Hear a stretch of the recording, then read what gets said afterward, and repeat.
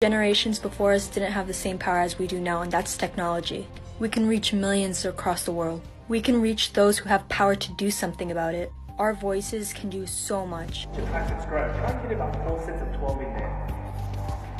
Now while I do that, how about hopping onto Google, typing in the word Uyghur, U-Y-G-H-U-R, and see what the Chinese regime have been doing to about 5 million Muslims. Grab like a piece like this, and the reason why is because if you look up Muslim concentration camps in China, you'll realize that 3 million Muslims have already died. Royal lashes, obviously. And then you should know that this app TikTok has recently censored an American teenager for talking about Muslim minorities in China. Colombians are being massacred by their own government. People of Venezuela are suffering. Afghanistan's being bombed. America's separating children from their families all for the sake of patriotism. Mohit's government is torturing Muslims. China is killing Christians. We need to bring awareness to this. We need to use our voices.